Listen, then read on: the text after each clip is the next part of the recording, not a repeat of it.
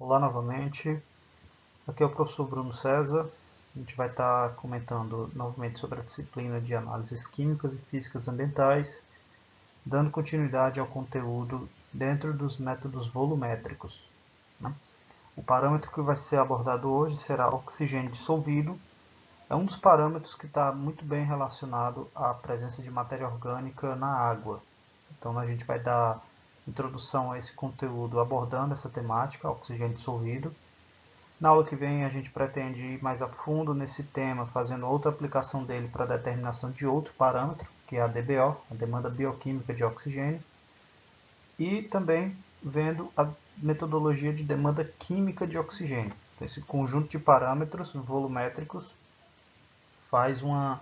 dá para a gente uma interpretação bem completa acerca da presença de matéria orgânica da água e, consequentemente, a interpretação da qualidade dessa água, já que são parâmetros de grande relevância, assim como outros que temos estudados por aqui. Bem, para iniciar essa discussão, é importante que a gente traga uma introdução sobre as fontes de oxigênio nas águas. Obviamente, a grande maioria desse oxigênio ele é oriundo da nossa atmosfera. O processo de difusão dos gases através de um meio líquido faz com que uma parcela desses gases sejam dissolvidos. É óbvio que existe um certo limite de solubilidade desses gases, em especial aqui o oxigênio. Então, nós vamos estudar com mais propriedade em outra disciplina, que é a química ambiental, como se chegar a esse valor de solubilidade. Mas uma coisa a gente já pode adiantar, é que determinados valores já devem ser esperados a serem encontrados em ambientes isentos de poluição. Quando falo isso, é que o engenheiro ambiental ele deve tomar um cuidado quanto à interpretação de um laudo quando vai se avaliar o parâmetro oxigênio dissolvido, porque determinadas condições, determinados valores podem parecer muito estranhos do ponto de vista limnológico. Então, por exemplo, águas com saturação de oxigênio, água bem alimentada de oxigênio e em temperatura ambiente girando em torno de 20 graus, deve possuir um oxigênio que gira em torno de 8,6 miligramas por litro. Valores muito acima desse, por exemplo, 16, 20, 30 miligramas por litro, é de se suspeitar que algo está equivocado. Ou o método analítico não foi bem desenvolvido, ou alguma condição muito, vamos dizer assim, muito extrema esteja acontecendo naquela amostra para se observar algo tão atípico, né? E outro parâmetro que está bem relacionado à concentração de oxigênio é a temperatura. A temperatura ela tem influência não só sobre o oxigênio, mas sobre qualquer gás que se dissolva em meio líquido, tendo uma relação de inversa proporcionalidade. É o que está sendo apresentado aqui nesse comparativo. Se a gente pegar aqui essa coluna de temperatura e fizer uma associação com a concentração de oxigênio dissolvido, em uma condição de zero de salinidade, é percebido que com o aumento de temperatura observa-se uma diminuição do valor de oxigênio dissolvido. Isso é válido para esse gás, mas também é válido para outros gases, né?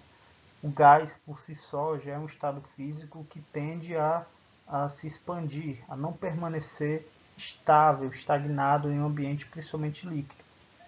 Então, é também natural de se esperar que, com o aumento de temperatura, as partículas tendem a ter uma movimentação maior e, consequentemente, os gases são mais facilmente ebulidos daquele sistema.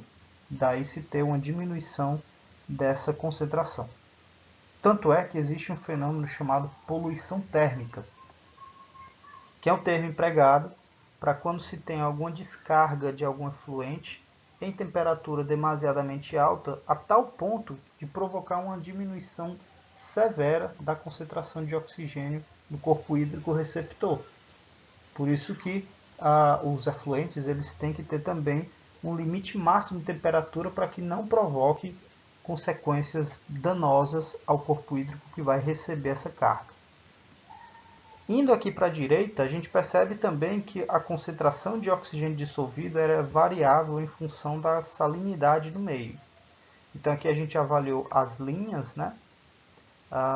As colunas, melhor dizendo, e agora a gente vai fixar uma única linha, pode ser qualquer uma delas, em que é percebido que em temperatura fixa, vamos fixar aqui em 20 graus, em temperatura fixa, a variação de salinidade também provoca uma variação da concentração de oxigênio dissolvido no meio. E essa relação também é de inversa proporcionalidade. Quanto maior a concentração de sais, note que a gente está aumentando de 0 para 10.000 para 20.000, também é percebido a diminuição da concentração de oxigênio dissolvido. E aí isso tem a ver com o desequilíbrio da força iônica que aquele meio aquoso possui. Né? Quando a gente incrementa a carga de íons no meio, aqui está sendo representado por um sal, a gente está deixando aquela água cada vez mais iônica, okay? Cada vez mais polar. E a molécula de O2, a molécula de oxigênio, ela é uma molécula apolar.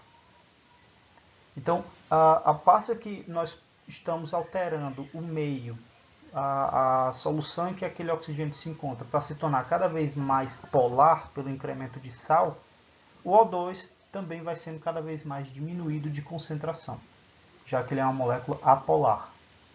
Então, nós temos essas duas influências iniciais aqui, que tratam a respeito da concentração de oxigênio dissolvido no meio, a temperatura e a salinidade. Bem, além da difusão do oxigênio atmosférico em meio aquoso, obviamente você tem um processo fotossintético que favorece a produção de oxigênio dentro do meio líquido. Né? Nós temos aí os seres autotróficos, as algas, né, em especial, que favorecem aí a produção de oxigênio dentro do meio aquoso. Isso porque você tem a reação de fotossíntese, daqui a conversão do gás carbônico em presença de luminosidade para glicose, e um outro coproduto dessa reação é justamente o oxigênio que está sendo liberado aqui. Bem, um fato que tem que ser mencionado é que essa fonte de oxigênio ela se torna mais desprezível quando se estuda jusante de lançamento de esgotos.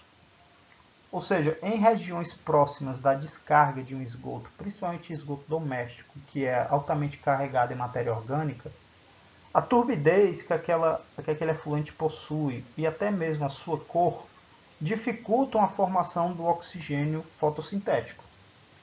Isso porque esses dois parâmetros, como já discutido anteriormente nas primeiras aulas, impactam no caminho que a luz vai percorrer através da água.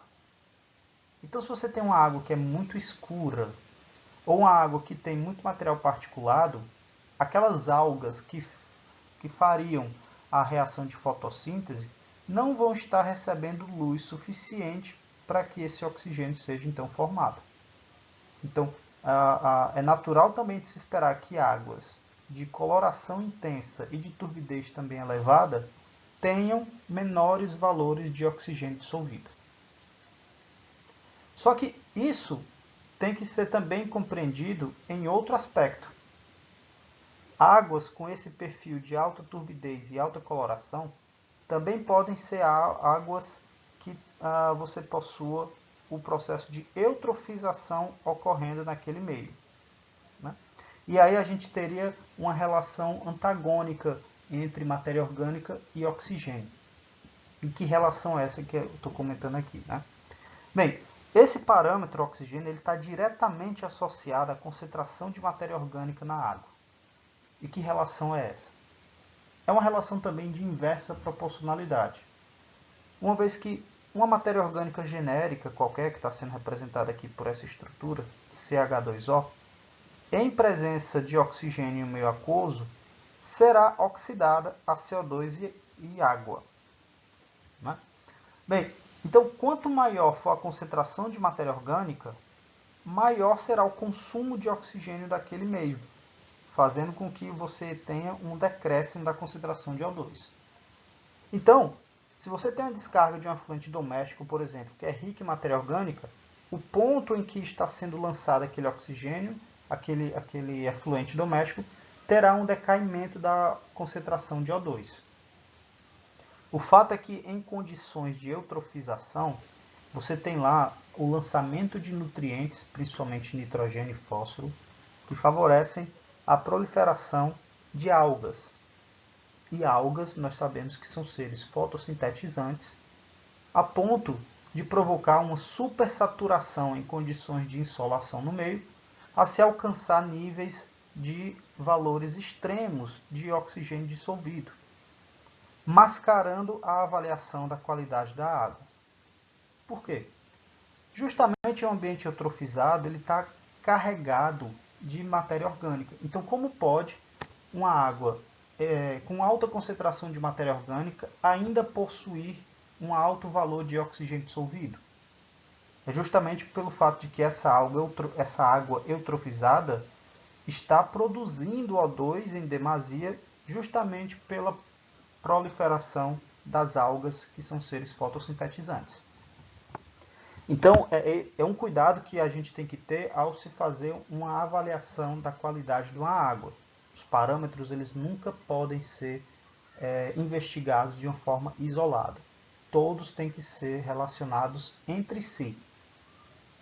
Então, em uma amostra que apresentasse um alto teor de oxigênio dissolvido como esse aqui, você poderia afirmar que ela está apta para o uso, apta para o consumo, porque a concentração de oxigênio está bem acima do que seria esperado.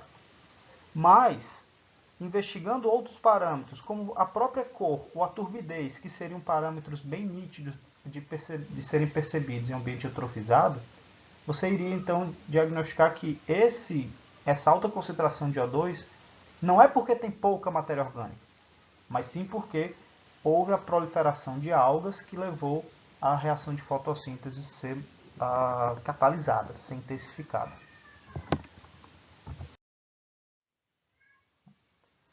E aqui trata um pouquinho sobre a importância no controle de qualidade de água. Né? Como que o oxigênio dissolvido dá informações relevantes para a gente.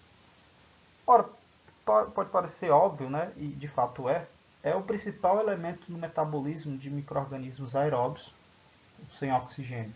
Micro-organismos que são nativos daquela flora, daquela fauna de uma determinada região. Ou até mesmo micro-organismos que nós manipulamos para utilizar em sistemas de biodegradação, né, em reatores aeróbios, sem esse oxigênio, todos esses mecanismos seriam desequilibrados. Então, você teria um déficit de micro-organismos nativos de uma região, assim como você teria também uma deficiência no resultado do teu reator aeróbio. Né? E a concentração de oxigênio dissolvido é um parâmetro chave para você dizer se um rio, por exemplo, está vivo ou morto. Geralmente a gente encontra essa nomenclatura em meios midiáticos, né? Em jornais, em periódicos. Quando se quer chamar a atenção da população, você fala que o rio morreu. Né? Um parâmetro que serve para dar essa informação de uma forma categórica e direta é justamente o oxigênio dissolvido. Ora, um conjunto de vários parâmetros acabam que se entrelaçam e o oxigênio dissolvido se destaca como um de interpretação mais direta por parte de todos. Todo mundo sabe que oxigênio é necessário para a manutenção da vida. Então, se tem pouco oxigênio, é natural que você vai esperar um ambiente inapto à sobrevivência de micro-organismos ou até mesmo de seres mais complexos. Né? Então, vejam, a maioria dos peixes não sobrevive em concentrações de oxigênio dissolvido abaixo de 4 mg por litro. É óbvio que existem seres que suportam valores extremos de anoxia, ou seja, em condição de baixa concentração de oxigênio dissolvido no meio. Mas a grande maioria não suporta valores tão baixos quanto esse. Né? É um parâmetro também fundamental nos modelos de autodepuração das águas. O potencial de autodepuração nada mais é do que a capacidade natural do corpo d'água restabelecer o equilíbrio do meio líquido através de processos de decomposição biológica. Ou seja, é a capacidade que um corpo hídrico possui de se regenerar após o recebimento de uma carga poluidora. É o que aconteceria, por exemplo, na descarga de um efluente doméstico, onde o ponto de lançamento daquela descarga vai fazer com que a concentração de oxigênio dissolvido caia, mas depois de um certo período, esse oxigênio dissolvido passa a ser lentamente regenerado, naturalmente, né? Então, esse tempo que o corpo hídrico possui para se autorregenerar é o que se chama potencial de autodepuração. Justamente devido a essas características e essas limitações que o oxigênio dissolvido tem sobre um corpo hídrico, o CONAMA, o Conselho Nacional do Meio Ambiente, estabelece um valor mínimo permitido de 5 mg por litro. É bom se atentar para essa nomenclatura, para essa definição, porque é um valor mínimo, certo? Obviamente você tem que encontrar, ou é desejado que se encontre, águas com a concentração de oxigênio dissolvido superior a esse valor, né? Inferior a esse valor, você já estaria trabalhando em um ambiente inapto à manutenção da vida. Essa figura ela apresenta bem o que a gente definiu como potencial de autodepuração, né? Você tem aqui uma região de lançamento de esgoto, e aqui está representando o curso d'água que acontece nessa direção. E aqui, três parâmetros que seriam avaliados decorrentes do lançamento desse esgoto, né? E as diferentes zonas que estão sendo destacadas aqui abaixo. Então, o que acontece? Com o lançamento de esgoto nesse exato ponto, você observa, então, um aumento do teor de matéria orgânica. E, obviamente, isso é imediato. O lançamento de esgoto imediatamente favorece um aumento da concentração de matéria orgânica naquele meio. Essa primeira região que a gente está destacando aqui é uma região de água limpa, né? Naquele ponto em que o esgoto foi lançado, você então está favorecendo o desenvolvimento de bactérias que vão passar a atuar no sentido de degradar aquela matéria orgânica, que é o que está acontecendo nessa região 2. Né? Mas como que as bactérias atuam no sentido de degradar a matéria orgânica, né? Se elas forem aeróbias, elas vão utilizar o oxigênio dissolvido na água como aceptor final de elétrons. Então acaba que o teor de oxigênio dissolvido passa a ser diminuído. É o que acontece aqui nessa zona 3. Vejam que o oxigênio dissolvido ele vai sendo consumido por todo esse estágio. Só que chega um determinado ponto em que aquela matéria orgânica que inicialmente estava alta em termos de concentração vai sendo decomposta, vai sendo degradada. Até chegar a um ponto em que ela se encontra em um nível tal qual que a concentração de oxigênio dissolvido no meio passa a ser regenerada, porque os processos de difusão atmosférica, processo fotossintético, passam agora a atuar com mais relevância e vão restabelecendo o equilíbrio, até chegar no momento em que você se depara novamente com o estágio 1, que é de águas limpas, ou seja, houve aqui um tempo de autodepuração. E esse tempo aqui pode ser destacado também, convertido em uma distância, né? Se você estiver tratando de um curso d'água, ok? De um rio. Se fosse uma lagoa, né, um ambiente mais de estagnação daquela água, a gente estaria tratando especificamente de tempo. Então, visto esses aspectos introdutórios sobre a importância e as fontes de oxigênio presentes na água, a gente vai detalhar um pouco aqui agora sobre como esse parâmetro é mensurado, né? Bem, o oxigênio dissolvido ele é determinado através de duas técnicas. Nós podemos utilizar uma técnica direta, que é a eletrometria, ou uma técnica um pouco mais trabalhosa, que envolve um maior número de etapas, que é a volumetria. A primeira técnica que está sendo destacada aqui é um método eletrométrico.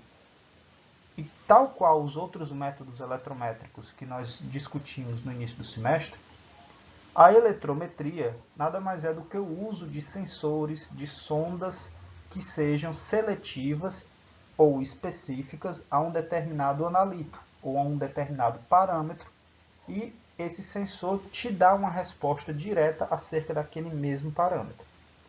Então nós tínhamos, por exemplo, um condutivímetro para determinar a condutividade, um turbidímetro para determinar a turbidez, né? E um pHmetro para determinar o pH. Ou seja, para cada parâmetro, você tinha um equipamento específico que dá uma resposta elétrica e eletrônica e te apresenta um display com o valor diretamente daquele resultado. Por que eu estou mencionando isso? Porque não há necessidade depois de você converter um determinado sinal analítico para o valor que você queira trabalhar. Tá? Em outras medidas, você precisa converter a massa em um determinado valor de concentração, o volume em concentração, o sinal de absorbância em concentração e assim por diante. Na eletrometria, são métodos diretos. E aí a gente vai fazer uso de um oxímetro, ou também chamado medidor de oxigênio dissolvido. Na grande maioria das vezes, o modelo desse equipamento se configura como um modelo portátil, e é justamente essa versatilidade de você utilizar a técnica eletrométrica, é a possibilidade de você fazer a medida diretamente em campo. É o que se chama de medida in situ, né? Quando você vai no próprio local de amostragem e faz a medida do parâmetro que você quer então determinar.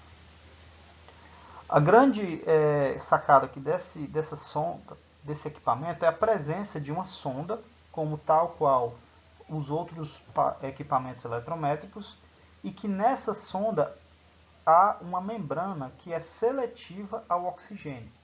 Ela adsorve seletivamente o oxigênio, gerando a resposta elétrica proporcional à concentração de oxigênio dissolvido na água. Então, esse aqui, pessoal, é o equipamento que é denominado oxímetro, né? Ele tem um corpo aqui, seria um potenciômetro, com uma sonda. Nessa sonda, nessa região que entra em contato com a água, há uma membrana que permite a passagem exclusivamente do oxigênio por ela. Nenhum outro íon, nem cátion, nem ânion e nem material molecular passa através da membrana. A composição orgânica dela configura esse grau de seletividade. Ao passar pela membrana, o oxigênio dissolvido vai se deparar com um anodo e um catodo, onde a quantidade de oxigênio dissolvido que passou pela membrana provocará uma reação eletroquímica e que vai gerar então uma diferença de potencial.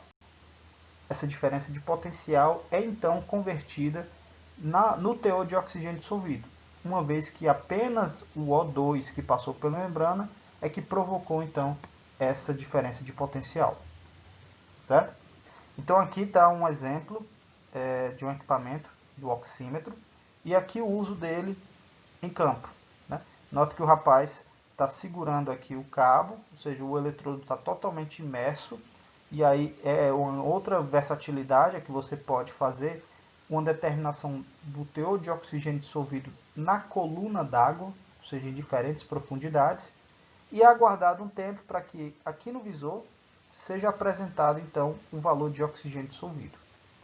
Esses equipamentos aqui, eles vêm também já hoje configurados de fábrica com termômetro, então já faz a medida associando tanto o OD como a temperatura, assim como a salinidade, uma vez que esses parâmetros são relacionados entre si, e também com o sistema de georreferenciamento, né? Você tem aqui um GPS embutido para fazer também o registro da coordenada em que a amostra foi coletada e analisada.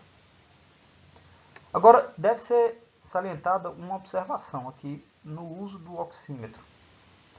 Frequentemente, problemas com descalibração ou perfuração e desativação das membranas podem ocorrer, sendo necessária então a comparação com o método químico. Essa daqui é uma grande desvantagem do uso desse método. É um método rápido, prático, não tem nenhuma complicação. Basta que você, antes de executar a medida, faça a devida calibração do equipamento. É simplesmente esse o critério de uso do oxímetro. Porém, essas membranas são altamente sensíveis. A sensibilidade delas é tão grande que pequenas bolhas e até mesmo o ressecamento dessas membranas fazem com que o desgaste que naturalmente ocorre com elas provoque uma não confiabilidade do resultado encontrado. Então é interessante que ao se usar esse equipamento, em certa periodicidade, haja uma validação do resultado apresentado com o método químico.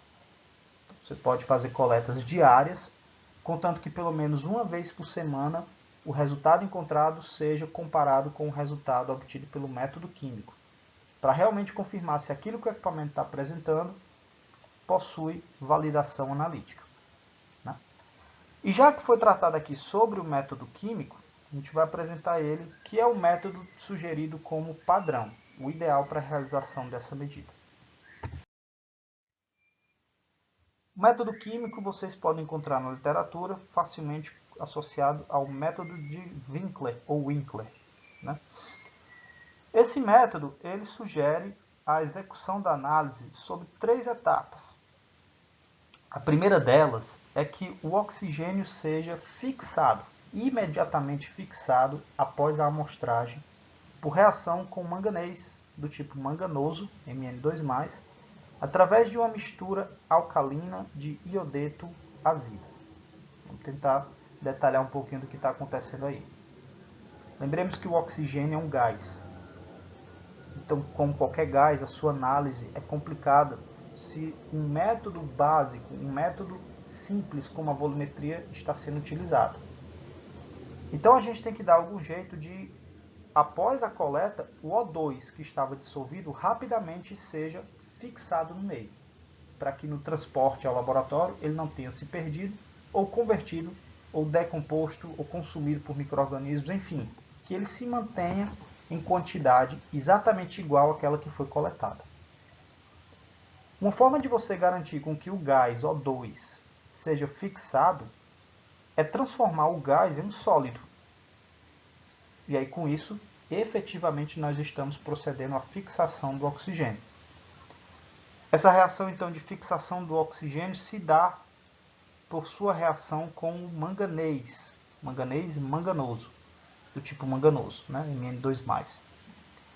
Só que um detalhe que para essa reação acontecer, ela precisa acontecer sobre um ajuste específico de pH, sobre uma condição de pH adequada. E aqui é justamente onde entra a parte dessa mistura, que é a parte alcalina. Existe uma solução chamada solução álcali-iodeto azida. É uma solução que dentro dela existem 3 componentes. Um favorecendo a basicidade no meio e outros 2 componentes que vão ser utilizados no decorrer do processo. Então, a primeira etapa é a adição de manganês ao meio e a sua alcalinização para que haja a completa precipitação do oxigênio na forma desse sólido. E para que servem os outros 2 componentes dessa mistura que foi tratada aqui inicialmente, né? A azida, que é esse ânion à base de nitrogênio aqui, ela tem por a funcionalidade diminuir a interferência de íons nitrito, que são esses íons aqui, esse ânion, que possam vir a oxidar o manganês. Então, se uma amostra possivelmente tiver nitrito em demasia, o nitrito pode vir a oxidar o manganês e o manganês já não atuaria no sentido de precipitar o oxigênio. Então, essa reação não aconteceria com eficiência. Para garantir que o manganês fique livre no meio e reaja com oxigênio, é adicionado o reagente azida para eliminar os íons nitrito possivelmente presentes no meio. Uma característica importante dessa reação é a formação desse sólido. E como sólido, dentro de uma condição líquida, ele pode ser percebido em uma condição de heterogeneidade.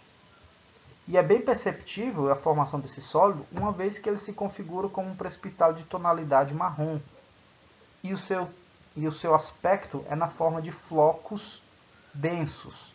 Então, a formação, quando da adição de manganês em condição alcalina, justamente da formação do dióxido de manganês, é a percepção da formação desses flocos aqui. Né? Está sendo destacado também esse frasco, que é um frasco um pouco diferente, que vai ser detalhado mais à frente, que é o chamado frasco de Winkler, que é específico à análise de oxigênio dissolvido. Né? Então, essa é a primeira etapa que deve ser cumprida. fixação do oxigênio e formação do dióxido de manganês. A segunda etapa ela é relativa à liberação de iodo através de uma acidificação do meio. Note que o iodo estava presente na solução que foi adicionado na etapa de fixação, mas ele, na primeira etapa, não teve nenhuma função. Ele agora terá uma função, o íon iodeto, né, através da sua reação com o dióxido de manganês em meio ácido para a liberação do iodo molecular. Então, o iodeto, que foi destacado lá acima, é esse ânion aqui. E ele já estava presente nesse meio, só que sem nenhuma reação. Note que o meio inicialmente é alcalino.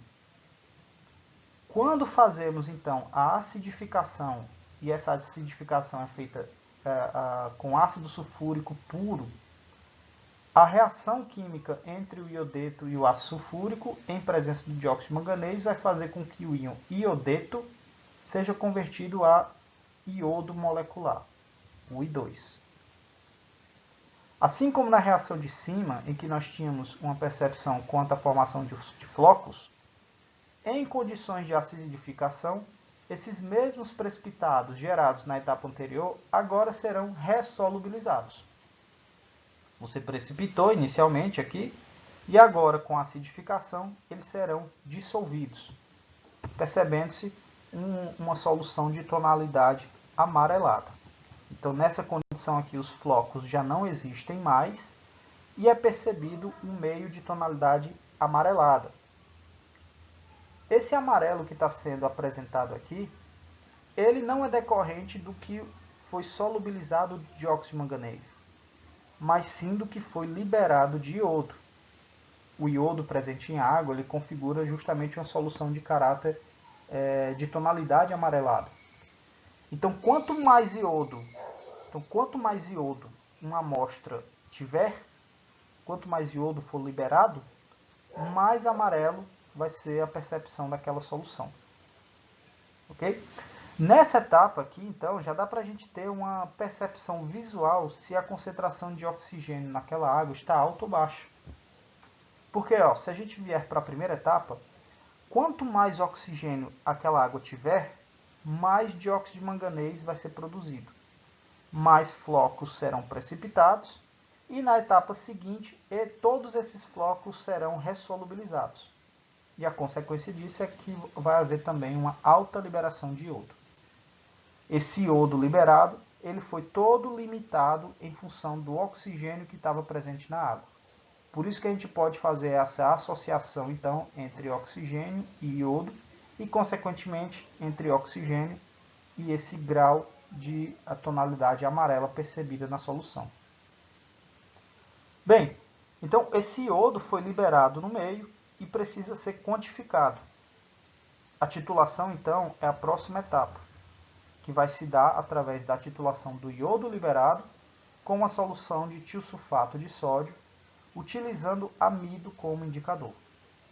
Então, a titulação ela vai ocorrer entre o iodo que foi liberado na segunda etapa com o titulante, que é uma solução redutora à base de tiosulfato de sódio. Okay? Notem que a titulação não é entre aquilo que se quer analisar, que é o oxigênio, com o nosso titulante. É entre o titulante e uma espécie que foi gerada no decorrer do processo. Só que essa espécie que foi gerada no decorrer do processo foi toda limitada pelo oxigênio. Por isso que, analisando a quantidade de iodo liberada, nós conseguimos fazer uma relação com a quantidade de oxigênio dissolvido presente nela. Bem, agora a gente vai apresentar aqui um esquema de como essa titulação é realizada. A titulação é realizada com o uso de vidrarias convencionais para o que uma volumetria exige, que nada mais é do que um suporte universal, uma bureta que vai ser preenchida com o titulante e o Erlenmeyer contendo a amostra a ser analisada. O titulante, no caso aqui que já foi mencionado, é a solução de tiosulfato de sódio e dentro do Erlenmeyer você vai então adicionar uma porção do volume que estava lá presente no frasco de Winkler. o frasco de Winkler, ele possui um volume de aproximadamente 300 ml, em geral é desse volume que ele assume, e a metodologia sugere que desses 300 ml sejam transferidos para dentro da Erlenmeyer uma porção de 200 ml. Obviamente esses 200 ml devem ser transferidos com auxílio de uma pipeta volumétrica. Okay? E por que esse Erlenmeyer está destacado aqui em uma coloração amarela? Porque é justamente a coloração que estava lá presente no frasco de Winkler quando a etapa de acidificação é cumprida. A liberação do iodo, tanto é que ele está destacado aqui. Outra informação que tinha sido comentada anteriormente é que a titulação acontece com a presença do amido como indicador. O fato é que o amido não pode ser adicionado no início da titulação, como nas outras titulações convencionalmente se emprega. O esquema que se faz quando se realiza uma titulação envolvendo a iodometria e a determinação do oxigênio dissolvido está dentro dessa metodologia, uma vez que você está titulando o iodo, é que o amido não seja adicionado no início. Justamente porque, em vez dele se comportar como um indicador, ele será, melhor dizendo, totalmente consumido pelo iodo. O amido é uma espécie orgânica e o iodo é uma espécie oxidante. Então, no início da titulação, você tem o máximo de iodo possivelmente presente naquele meio. E aí, em vez dele se ligar ao amido e formar um complexo de coloração que se comportaria como um indicador, ele degradaria o amido, dando um aspecto enegrecido ao meio. Ou seja, você teria uma solução negra. E aí não seria mais percebida nenhuma mudança de cor ao meio. Por isso, então, que a titulação é desenvolvida sem a presença do indicador inicialmente. Okay? Então você tem aqui um certo volume de tiosulfato que é gasto até que a tonalidade amarela se torne mais pálida ao meio. Essa diminuição da intensidade de cor amarela é justamente decorrente do consumo do iodo pelo tiosulfato que foi adicionado. É nesse ponto, então, de condição pálida amarelada que é feita a interrupção da adição do titulante. Então a gente fecha aqui a bureta e adiciona o amido. Agora sim, o amido terá como se ligar ao iodeto e à fração de iodo remanescente para que se comporte então como um indicador. E aí ele vai dar uma tonalidade azulada ao meio. Tendo feito essa etapa, então tendo sido cumprida essa etapa, a titulação é retomada até que o azul desapareça por completo e seja percebida então a ausência de cor, ou seja, a solução ficará incolor, sendo gasto um volume total de tiosulfato, tanto da primeira etapa quanto da segunda etapa. Serão computados os dois volumes, o volume 1 mais o volume 2, para efeito de cálculo da concentração de oxigênio dissolvido. Essa figura destacada representa o frasco de Winkler, que foi mencionado nas etapas de titulação e que são utilizados tanto na etapa de coleta como na etapa também de desenvolvimento do método analítico. Né? E o que está sendo mostrado aí é justamente a etapa pós-fixação do oxigênio.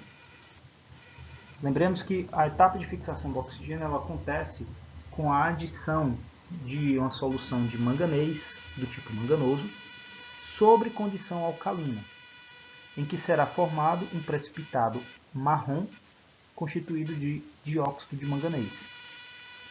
Essa figura aqui ela foi construída em diferentes tempos de adição do reagente de fixação. Tanto é que esse primeiro frasco representa o momento imediatamente após a adição e aqui os tempos gradualmente que esse precipitado ele é sedimentado. Então, se a gente observar com o tempo, ele vai sedimentando e tornando esse sobrenadante, a parte superior, cada vez mais límpida, cada vez mais clara, e ele se acumulando na parte final aqui do frasco. Quando se atinge esse perfil de sedimentação, é feita então a próxima etapa, que é a de acidificação da amostra. Então o ácido sulfúrico ele é adicionado ao frasco E aquilo que estava precipitado e sedimentado é ressolubilizado. E uma segunda consequência dessa ressolubilização é a liberação do iodo molecular, o I2, o que vai dar, então, ao meio, um aspecto de coloração final amarela. E lembremos que quanto mais amarelo for, mais oxigênio a amostra possuir.